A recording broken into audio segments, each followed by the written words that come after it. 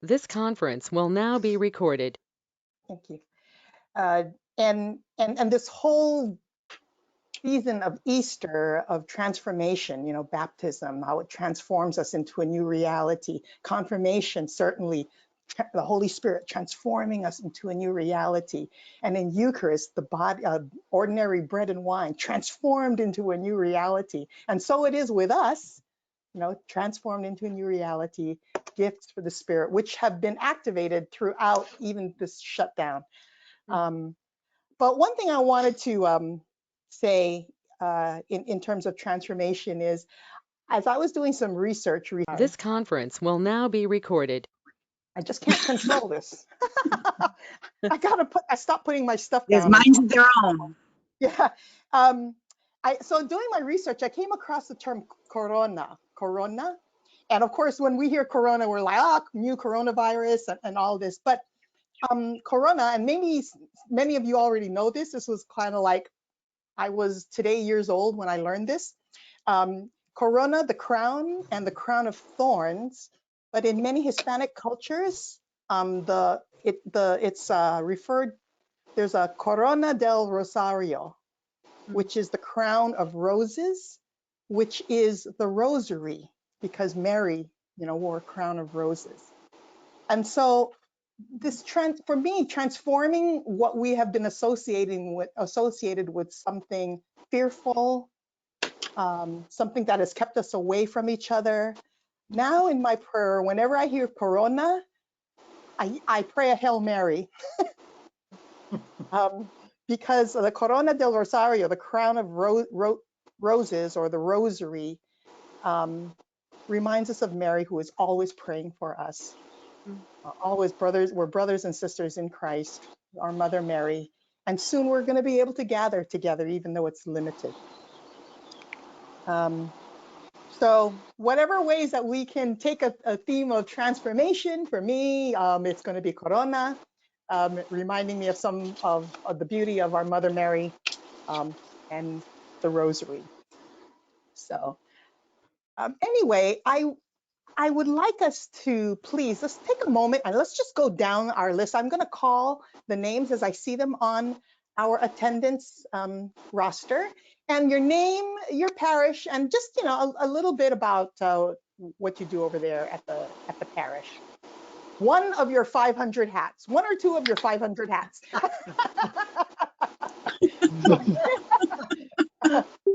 So, Angie. Yeah. You want to start us off? You introduce yourself. Hi, I'm Angie Taylor. I'm with Blessed Sacrament with Lay Condo, Blessed Sacrament Parish. And I have the confirmation class. Ah, welcome. Thank you. Can you see Anna. me? Because I can't see me. No, I don't see you. I wonder why. I already have, it shows I'm talking and I have my screen. Start sharing my screen, but I don't know. Oh, no, not Angie, sharing your Angie, that happened to me when I first signed on. So I just signed out of the meeting and then came back in and it went on. That's my technical advice. Angie, do you see a webcam button? Yes. Okay, that's the one that you need to turn on. The webcam. Oh, okay. Okay. All right. Okay, I'm there. Awesome. Okay. And so now what I'm going to do is I'm going to mute everyone unless, except for the person that I'm going to call on next. So let me just. Okay. So. So Anna, welcome. Oh, sorry, Anna, will you unmute yourself?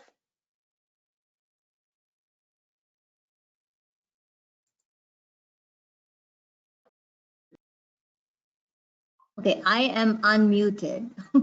Great. Would you like to introduce yourself?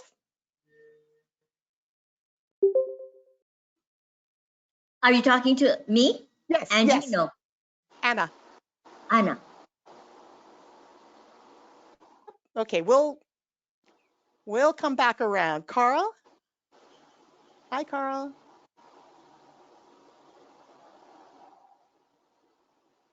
Oh. Okay.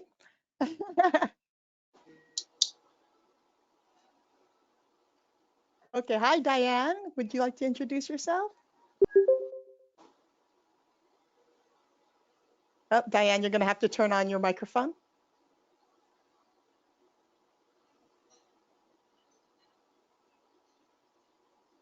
Oh, there you are. Okay, there we go. Okay. Diane Fujinaga.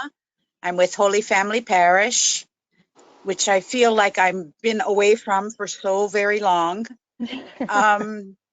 Anxious to get back in. We were supposed to receive our confirmation and First Communion restored order next Sunday, but everything was canceled, so we really don't know when we're going to do it, sometime in the summer or fall. But anyway, I'm the coordinator for our religious ed parish, for the parish children, not the Holy Family Academy. Not Holy Family. Okay, So thank that's you. a separate one. Yeah. Okay, So, but we were all work together. thank you. Diane, who has Holy Family now? Who is coordinating Holy Family? Father Rio. Oh, Father Rio is. Father Okay. Rio. All right. I didn't know if that changed. Yeah. Okay, wonderful. Thank you. Hi, Karen. Aloha. You're welcome.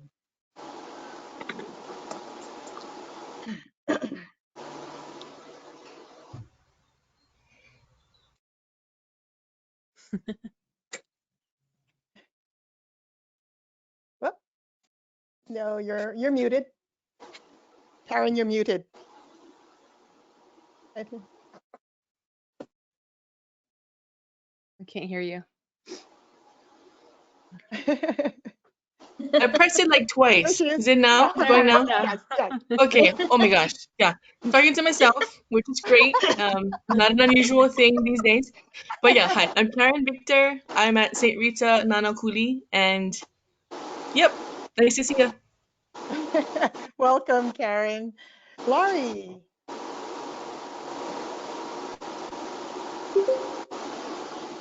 Sorry. Hi, good morning. Laurie with Our Lady of Good Counsel, Pearl City. I'm the youth and family coordinator there. Thank you. Oh, thank you. Hi, Mary Jean. Mary Jean, will you unmute yourself, please? Oh, Marianne, I'll get back to you, but let me get to Mary Jean first.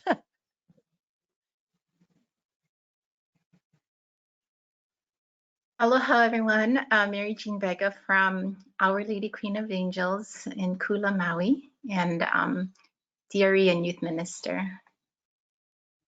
Welcome. Thanks for being here, Mary Jean. Marianne. Marianne, you'll have to unmute Hi. yourself. There we go. Thank you. Good morning, everyone. Marianne McMillan from St. Teresa Parish on the island of Kauai. I'm the volunteer religious ed coordinator for the public school system, nighttime children that we have classes at night. And I help with the youth group and whatever else is needed for the religious ed. Thank you. Thank you. Thank you. And coordinator of the school plant sale this afternoon. Thank you. Good morning, Sister Mary Stella. Sister Mary Stella, will you unmute yourself, please?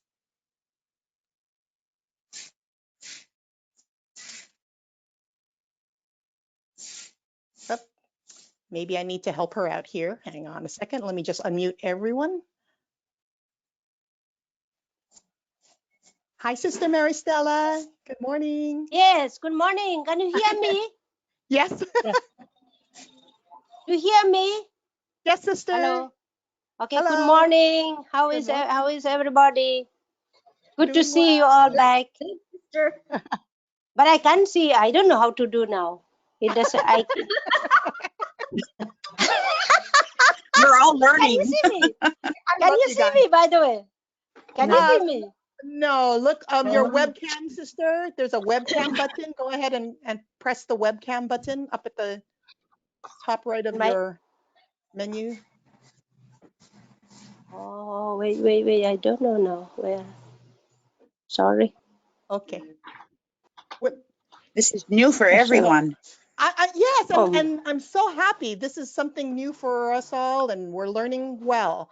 So, sister, we'll come back around to you. Hi, Mike. Good morning. Good morning, Mike Bauer from the Cathedral. Good to see everyone this morning. Thank you. Good to see you too. Welcome. Hi, Nikki. Hi, this is Nikki from St. Anthony's in Kailua, and coordinator of religious education for the parish, and then I work with the school children as well, and I also help work with RCIA. Wow, wonderful. Thank you so much, Nikki. Now I Pam, can see. hi. Oh, there you are, sister. Hi. Yes, I can see now. Hi, Pam. Hi, Jane. Sorry. That's okay. Introduce yourself, my friend. Okay. See. I know my mic is on. I'm Pam Velasco from Our Lady of Good Counsel Parish in Pearl City, DRE. Welcome. And you have this other day job too, right? Oh, yeah, vice principal, full-time teacher at St. Elizabeth. I'm actually at St. Wow. Elizabeth right now. Thank you. Thank you, Pam. Hi, You're Roanna. welcome. Hopefully you can hear me. Can Yes. you? Oh, Yes. Roanna Alexander, Religious Education Coordinator for ROL. So our religious education includes childcare, children's ministry, Edge and Life team. So other than that, then I'm in the office. I also do the sacraments, help prep the sacraments for our kids as well. And whatever else Father William needs. Yeah. We understand that. Yeah. Oh, yes, we do. Oh my gosh, if you have a chance to visit Resurrection of the Lord in their new facility, please do. It's just gorgeous. Has the largest elevator I have ever seen in a Catholic building. Is that in Waikele? Yes. Yeah. Yeah, it's A beautiful. new facility, not a new church though. Oh, no. It's Actually, just a new building. Oh, okay. Actually, we renovated our church. We used to have a cry room. No more. We broke down the walls. So our whole parish area is wide open. We moved the sacristy to the back part where our conference room is. So it's large. Yeah, it's large It's and good. beautiful. They just finished. Field trip to Resurrection of the Lord. Hi, Yeah. Rosa. Good morning, Rosa. Rosa, oh, there you are. There you go.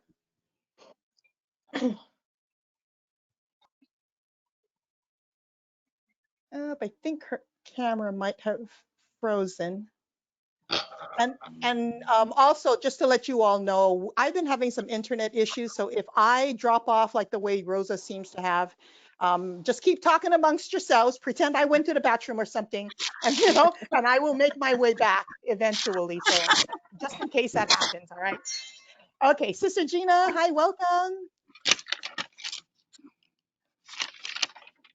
Put your microphone on, Sister Gina. I had difficulty coming in. Yeah. Welcome. Finally, thank you. Good morning, everyone. Good morning. Good morning. Sister Gina is the wonderful Director of Religious Education and everything else over Immaculate Conception on the beautiful island of Kauai. Nice. And Stephanie. Hi, I'm Stephanie Beisel, and I'm the Religious Education Coordinator at St. John Vianney Parish in Kailua. Welcome. Thank you. Did I miss anyone? A couple of you called in a little after we began. Did I miss anyone? Okay. All right. Well, thank you very much again for the introduction. You can see that we are indeed a multi-island family, and I'm so happy and grateful for you being here. So now I'm just going to go ahead and mute us all. So the excuse me, the conversation that I had with the Thursday group, of course, is different from the conversation I'm going to have with you because, as you know, things change literally by the hour. And on Thursday, we didn't quite know what was going on. You know, are we reopening? Are we not reopening? 10 people, 50 people, how many people?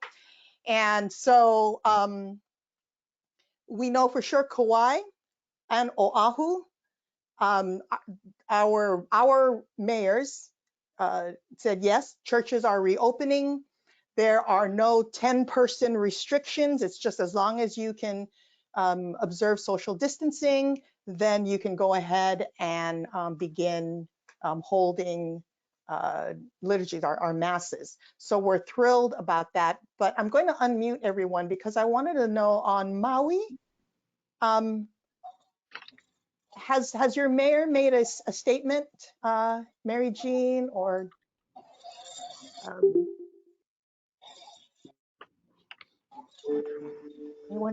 anyone on I haven't Maui? heard anything from the mayor personally, but I know that we are, Monsignor Terry was contacted by our secretary, and he said if you can open on the week of Pentecost. I guess that was the date that was just recently given, that he highly recommended it.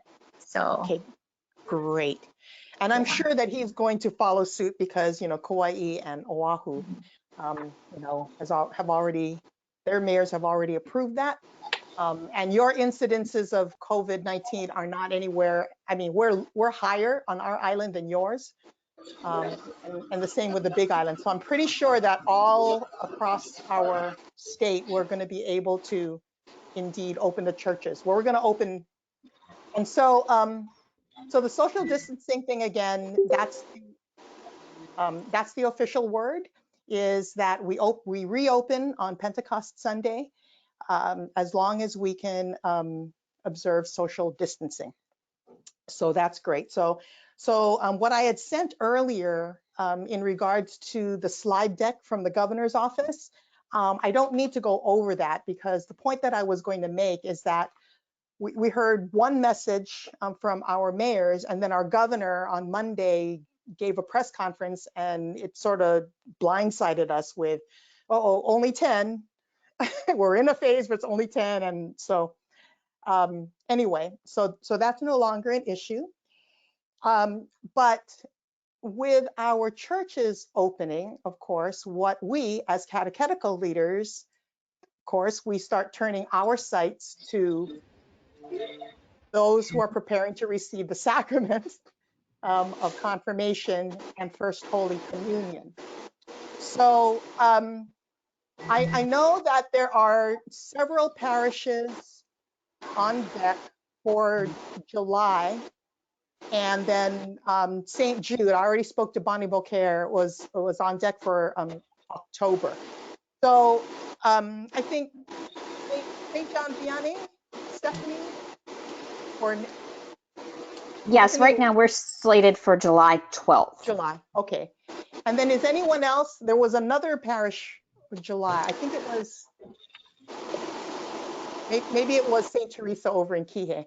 Okay, so here's the thing, is that first, and I will do this all again. So first, what we want to do is let's take a little bit of time in our parishes. We have to figure out how masses are going to work, right? Because many of us don't have schools, or if you have a school, it's shared. There are a lot of shared spaces. So for right now, at least for the next few weeks, as we try to figure out how to sensibly manage the flow of the faithful returning to Mass. For religious education, we just don't know what kind of access to space we're going to have. So my recommendation, you know, as you work with your pastor is, you know, let's just see first. I think after a few weeks, we'll get it down. you know, in terms of how to welcome people. Those who do come, they're sort of going to be used to the new social distancing protocols and how to enter, exit churches and such. How we're going to be using the facilities in general. As I'm looking at all of you, you have common spaces that typically we use for religious education. And so we may not have access to those spaces. So, so it may take a little bit of time to figure out when we can sensibly bring back the children for their immediate preparation of the sacraments. So this said, I know that most of you, if not all of you, are doing some tremendous things in terms of outreach and trying to reach out to the families, the parents especially, because remember our conversations in the past have been all about, let's use this opportunity to help coach parents to be the best catechists they can be for their own children. Our hope is that we don't go back to what we were calling the stop, drop, and roll.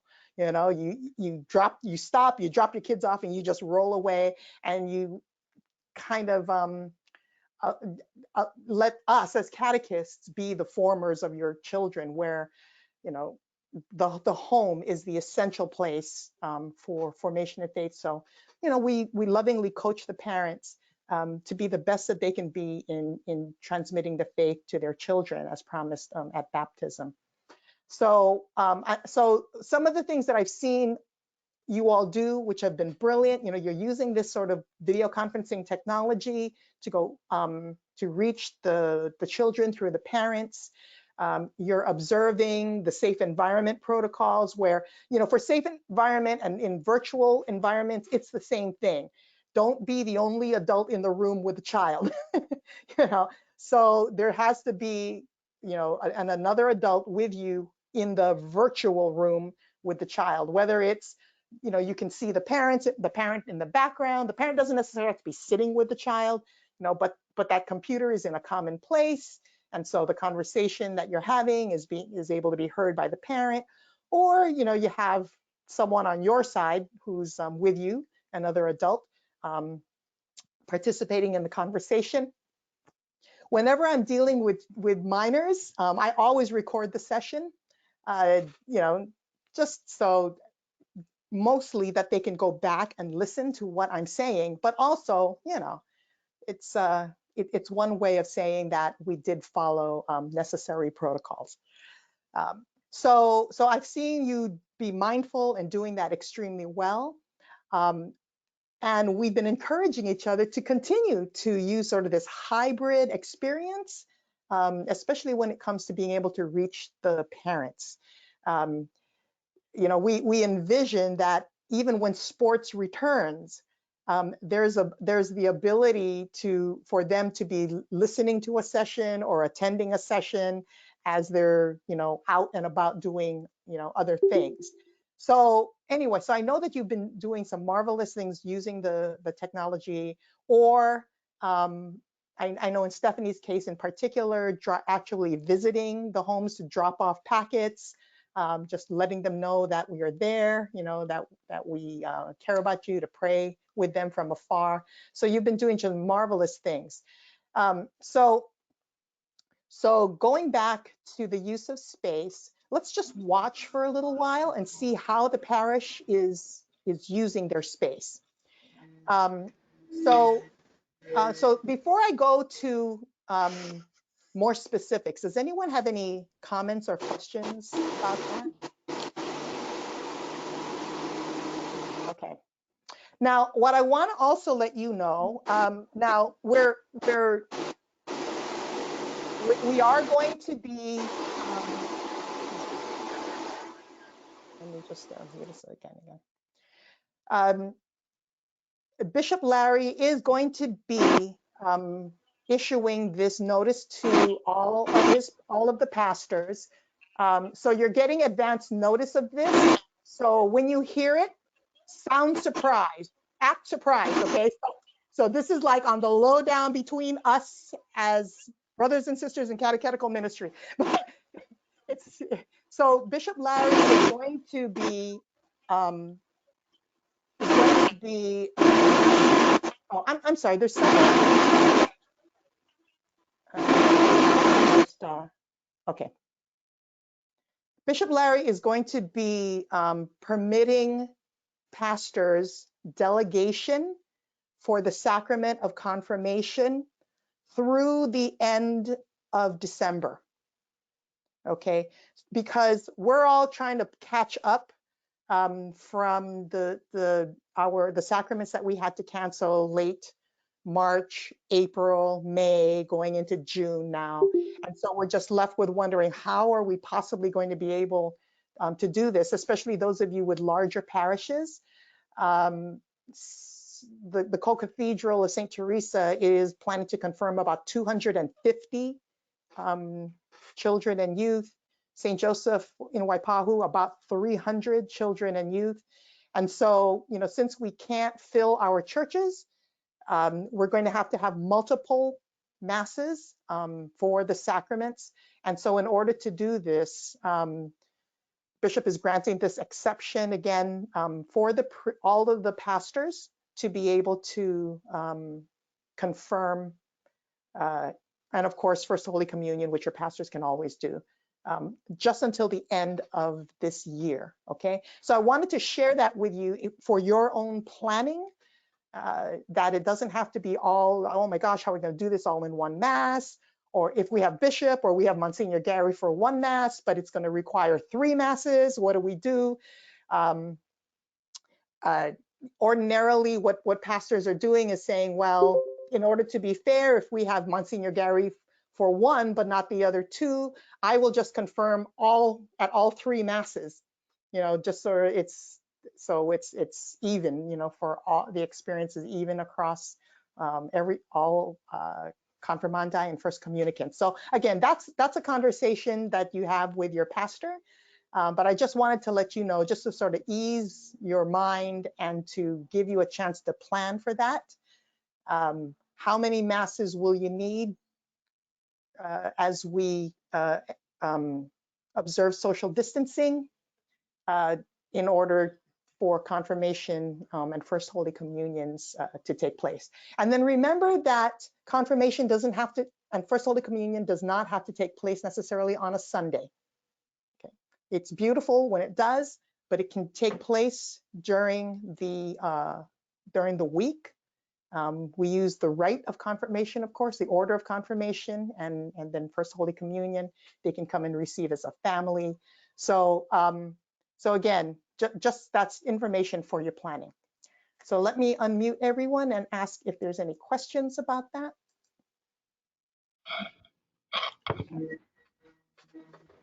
Anyone questions?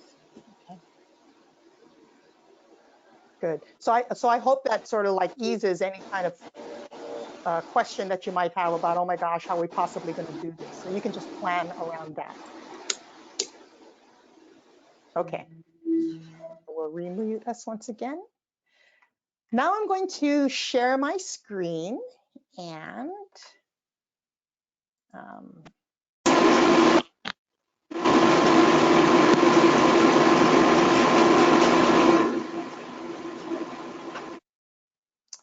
okay. So for those of you who are on a computer, can you see my screen?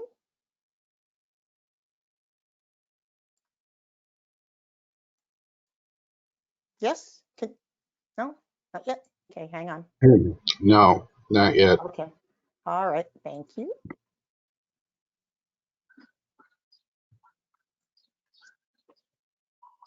Okay. Okay, now I see it. Great, thank you. Okay, so what one of the attachments that I shared with you in my email this past week is this youth programs and camps during the COVID pandemic. It's a flow chart, and much of it will apply to us. And so as we think about bringing back the children for the immediate preparation of the sacraments, and again, I'm pointing immediate preparation for the sacraments because I don't believe we are quite ready yet for full religious education. Your planning will probably be based upon preparing children for the sacraments at first, you know, to see how all of that will flow. So what you would like, what we need to consider now at your parishes is asking the questions is, will the reopening of your programs be consistent with applicable state and local orders? Again, this is from the CDC, so it's a national level. So yes, you know, we practice social distancing and such, and to be consistent with state and our county orders. And then, are you ready to protect children and employees or staff at higher risk for severe illness? And we can talk about that. That really for us just means to remind them that if you're sick, stay home. You know, if you're, you know, if you've had exposure, you know, please don't come. But we're going to drill into a few more details about that. We do not need to, and the next one is, are you able to screen children and employees or staff upon arrival for symptoms and history of exposure? We do not, it's not mandated that we take temperatures because we're not taking temperatures at mass. We're not taking temperatures at restaurants, in grocery stores, you know, and such. So, so it is not mandatory that we do temperature checks. Okay, so if, you know, if the answer to all of this is yes, you know, we can handle this, then we move over to the next column, which is our recommended health and safety actions in place.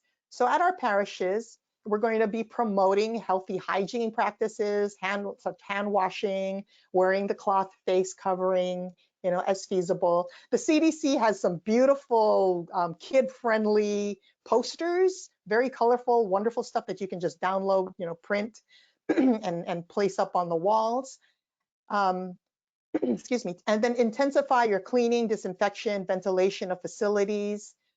We don't use transport vehicles or buses, so especially if you know, we work with our pastor and all of the army of volunteers who are helping to clean and disinfect the church. You know, what are those protocols and that we should follow? For those of you with schools, please speak with your principal. When the schools are ready for our use, we should follow their cleaning and disinfection protocols as well. So, you know, begin having these conversations with various people at the parish or at the schools. Encourage social distancing through increased spacing, small groups, limited mixing between groups, and staggered scheduling, arrival, and drop off if feasible. Now, I think that everyone is seeing that when you go to the busier stores, like I was over at Target or at the supermarket, you know, they have all of the tapes, you know, the lines on the floor. The really high traffic areas, they even say you enter this way and you exit this way if there are a lot of people who are going to be passing by each other. But if not, you know, it's not like just if you pass by each other, you may get the virus. You know, it has to be a kind of a lengthier exposure. You know, so we just use common sense, kind of like what we're seeing all around us.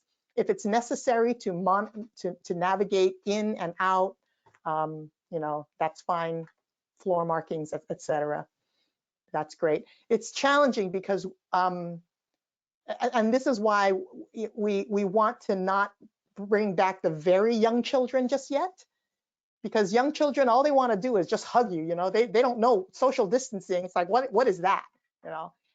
And we also may want to think about maybe meeting, if for the younger ones, even second graders, second, third graders, of when we do bring them together, of having a parent come with them, because the parent is the person who can help monitor for those social distancing, you know, keep their children sort of contained in the area, so that we're not playing traffic cop as well as trying to teach them things. So again, that's up to you, but especially when they're younger, they love to jump up and move around, and it gets a little challenging. The next thing is, when feasible, adjust activities and procedures to limit sharing of items. They say here, toys, belongings, supplies, equipment. For us, we tend to share rosaries. We tend to share the Bible, You know, we share many sacramentals. So certainly, if we can limit that sort of sharing, everyone has their own, whether they bring it from home in a Ziploc bag or whatever. For now, those are the kinds of things we have to think about to not share. Or if they do share, what's the cleaning and disinfecting protocol that we're going to use, you know, after. And then the next is to train employees on health and safety protocols. There's not like a formal training. It's more so that we have cleaning and disinfection protocols. We have social distancing protocols. So meet with your catechists, meet with the people who assist you with your programs, just to sort of lay it out, you know, for them. Okay. Let me just go to the next one, and then I'm going to reopen our microphones for questions. The third and final column deals with ongoing monitoring in place. So it says to develop and implement procedures to check for signs and symptoms in children and staff daily upon arrival as feasible. Again, and then the next, if feasible, implement enhanced screening for children and employees or staff who have recently been present in areas of high transmission, including temperature checks and symptom monitoring. For right now, we're blessed because our incidences are so low and travel quarantines are in place. So that tends to be less of an issue for us. Encourage anyone who is sick to stay home. Plan for if children or employees get sick. Now, this one's an important one. Is there an isolated space that if in the middle of what we're doing, someone starts to spike a high temperature, is not feeling well, do you have the personal protective equipment? So do you have gloves? Do you have your own masks and such? And then, you know, bringing the child or the person to a room that they can rest and isolate until someone can pick them up. So again, that's why I'm kind of encouraging, even when we do meet for confirmation and First Holy Communion, if at all possible, if the parent can come with them. If the child spikes the fever, it's the parent who would be responsible, you know, for assisting the child. But again, our incidences have been very low. I'm not terribly worried about it, but it's always good to be more restrictive in our thinking and then relax. It's harder to go the other way around where we're more relaxed and suddenly we got to tighten up things. So, you know, so just think about it. Is there a comfortable place that someone could go to if we need to isolate that person, whether if it's a child or an adult? Let's see, regularly communicate and monitor developments with local authorities. That's our Department of Health, with your staff, families regarding cases, exposures, and updates to policies and procedures. So if someone does contract COVID-19 and we work with the Department of Health, the Department of Health is the organization that will help us with how do you contact, how do you notify. Okay, so we have help. It's not up to us to try to do it all. We make the call to the Department of Health and then we follow their instructions, okay? And then monitor child and employee or staff absences, have a pool of trained substitutes, be flexible. Well, this doesn't really apply to us with leave policies and practices. So while this says to monitor absences, what I am wanting to reinforce is we have to take attendance, take careful attendance for every gathering. Again, in the event that someone says, oh gosh, I was exposed, or you know, I contracted COVID-19, we will know when that person was there, who else was there. So please take careful attendance for the time being.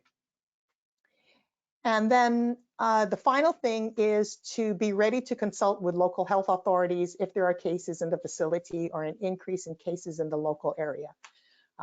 So again, as I mentioned, that's the Department of Health who will assist us with that. All right, so let me open up our microphones. One final thing, sorry, before I take questions, one final thing is when we set up our rooms eventually, again, we're not doing this right away, may not be for a couple of months, maybe a few months, but when we do set up our rooms, orient the desks to face in one direction. You know, ordinarily we're like facing each other. We like group dynamics and such. But for now, let's put everybody in ducky rows. You know, facing forward, facing one direction. Even though we're wearing cloth masks, we want to again reduce the possibility of any aerosol transmission.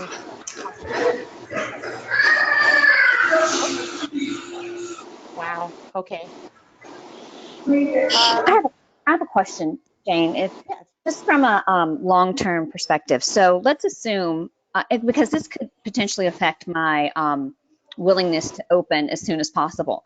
If do you know what the guidelines would be if we had a child who was diagnosed with, or a parent, or substantial exposure? Would it be a situation where like we would have to shut down the program and go back to stage 1, or would we just be dealing with that one person? In other words, I've seen like in some of the schools, when there was a case reported within the school, they ended up just shutting down that school for 2 weeks and then reopening later. I mean, is that the procedure that we would follow in a situation like that? Because I think of it almost like playing chutes and ladders, get up to a certain point and then this happens and we go back down to the beginning. Is that what we're going to be looking at? And because that would affect, my eagerness to, bring his kids back sooner rather than waiting a little longer. Right. Thank you, Stephanie. That's a great question. And of course, as with all things, the answer to that it depends. So if the exposure, again, we're working through, the Department of Health will be guiding us through how to respond to this. But what I've seen is if this child, they came to the parish, they sat in one room, there was no moving, unlike schools, where they move to different classrooms, they move through different cohorts. So we don't quite know where the child was throughout the course of the day. Then they would shut down the entire school. But in our cases, we tend to work in pods or in cohorts. So if in that event that it was like, we know that it was one room, the Department of Health would probably say, you want to shut down for a couple of days, 2-3 days, clean, disinfect, and then you can come back. So again, it would depend, but we would work with the Department of Health for that. Yeah, that's a good question though. But yeah, because the schools, they're just walking the hallways, they're sharing water fountains, their cohorts are intermingling. It's a little challenging for schools. But as I said, I would be a little more cautious in opening right away, and just sort of see how it goes before we fully reopen, especially since we don't have herd immunity and we don't have a vaccine. I think slowly is the prudent way to begin, and use the video conference technology that many of you have been using to continue.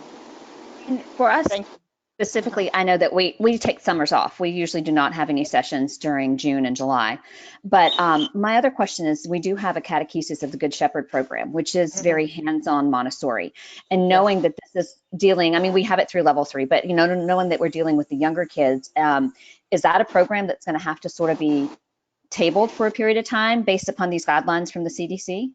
Yes, because there's quite a bit of shared resources for the children. Yes. So sadly, yeah, I wish there was a way, speaking with Joan Heil, that every family could have their own little atrium and own little things, but until that, yes, and plus they're very young, so social distancing becomes really hard for the very young. Right. If you want me to speak with Joan, I'd be happy to, personally, I'd be happy to do that. Thank you. Anyone else have questions?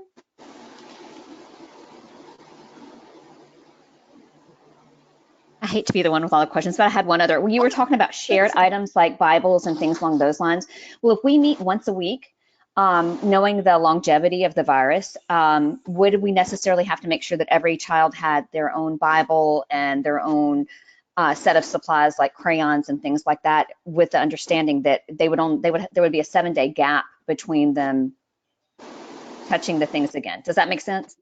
Yes, that makes sense.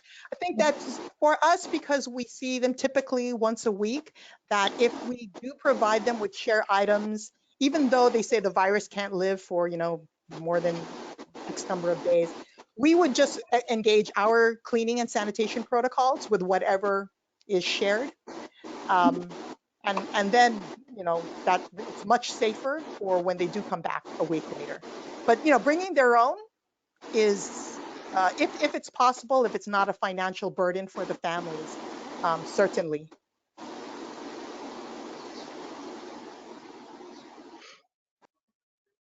Also, asking the parents to help, if you want to donate the hand wipes, donate the hand sanitizer, Kleenex, all of this good stuff for our programs, that would be nice.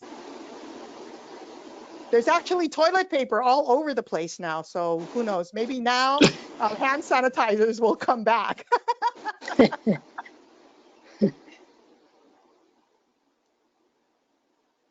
Since we're all adults here, I was going to say, I just learned this, I didn't know this, that grain alcohol is like 90% alcohol.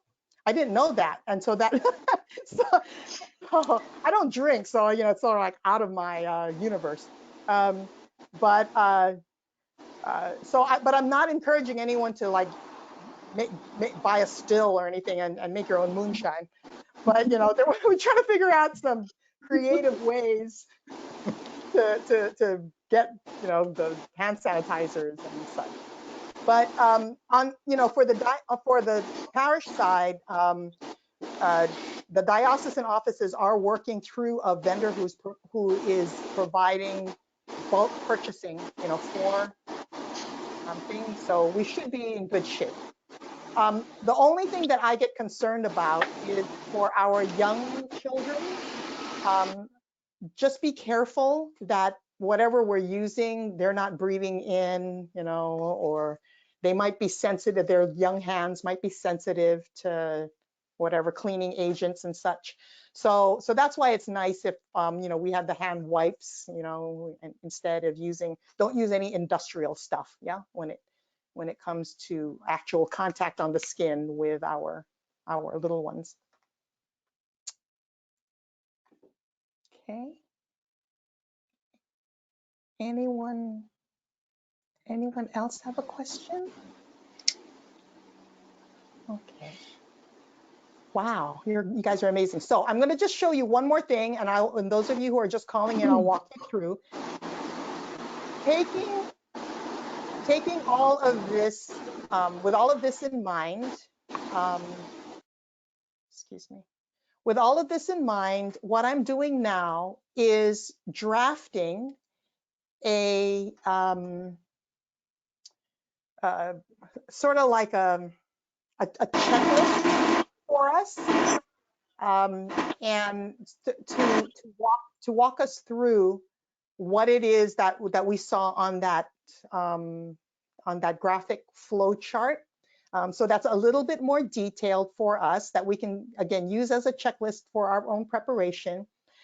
And then once that's approved, what I'm going to do is do like a template for a parent handbook that you can, include when you start opening up your program, so that families understand what it is that we're doing for the parishes, at the parish, for the health and well-being of their children, and also what it is that we expect them to do.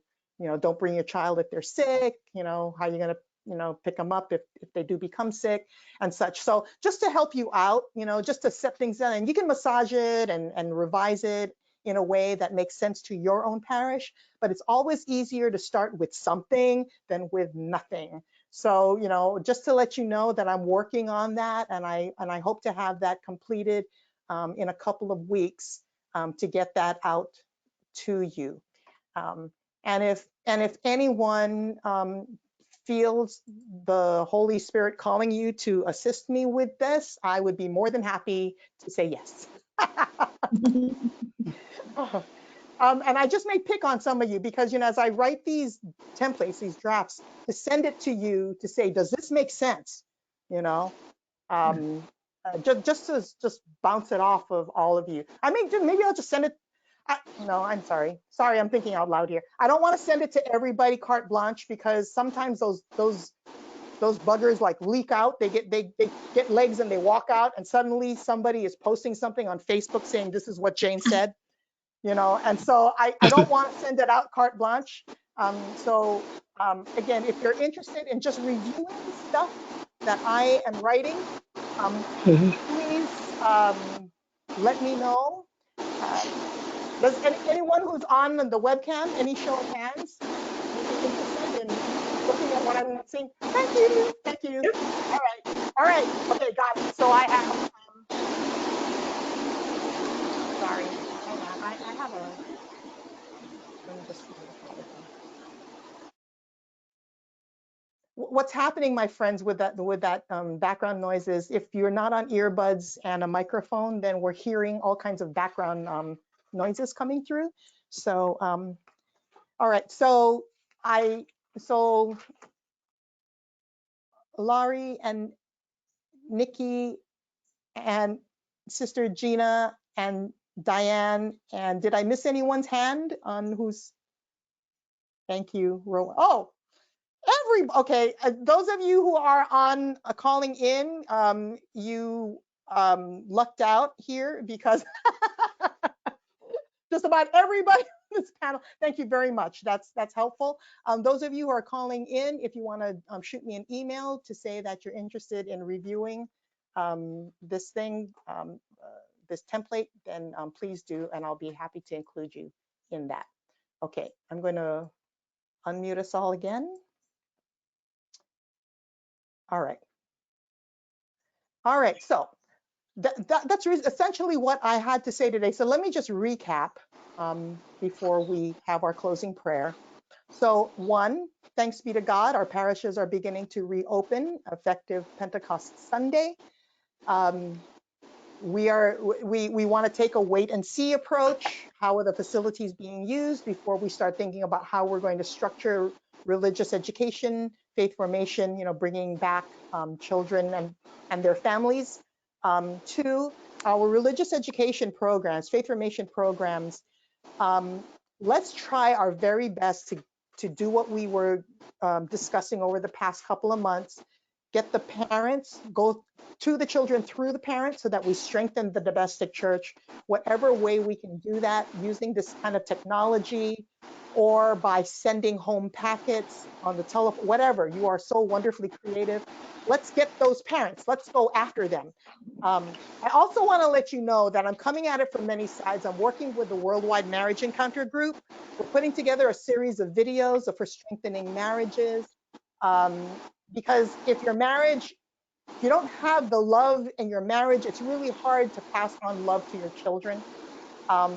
So we're working on that piece as well as parenting for single parents, grandparents, and such. So just want to let you know, we're trying to come at it from all different angles, and including the beautiful ministry that you do. Okay. And then, so we're looking at the facilities, and then we're using this checklist to say, okay, what do we need in order to be ready when we are ready? What does the physical space look like? And then we're going to be working on the actual, policies that will help to guide us both in our thinking and then what we can express in our handbooks for parents for co-responsibility as together we try to maneuver through, this new way of being, a new way of ministry. Okay, so those are the 3 main things for today.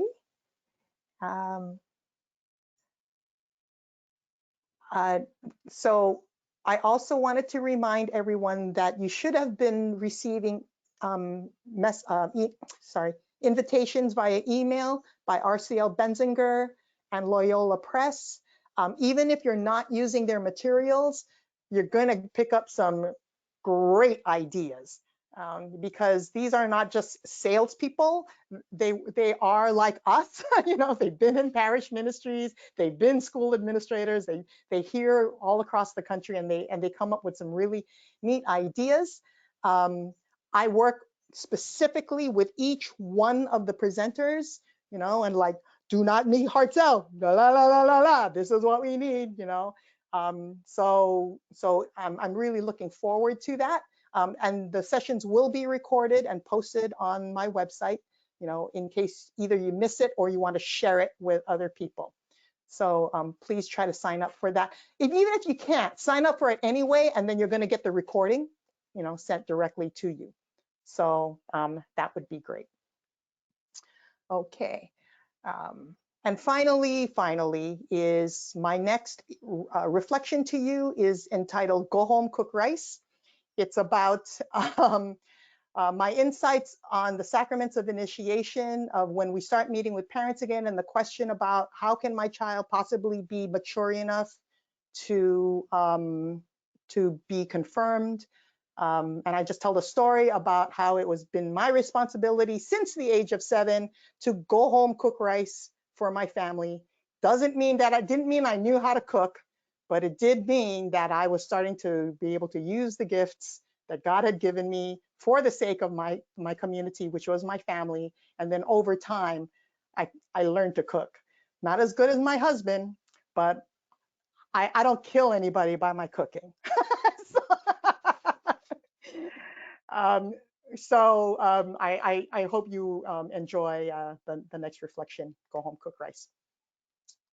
All right. So let me open up our microphones once again. Any final comments before we pray? Okay. Thank you so Thank you, much. Jane. Thank you so Thank much, you. Jane. Thank you. Thank you, Let's pray. In Jane. the name of the Father, and of the Son, Thank and of you. the Holy Spirit. Amen. Amen. Come, Holy Spirit, renew lives your faithful, and kindle in them the fire of your love. For your Spirit For your spirit, and they shall be shall created renew the face of in the the face of earth. the earth. Amen. Amen. Amen. Blessings to you all, Thank and you. we will see you next time. Stay Okay. safe. Thank you Okay. very much, Okay. Jane. Okay. Okay. Enjoy Bye. your Bye. program. Thank God bless. you. Thank you for all Bye. the information.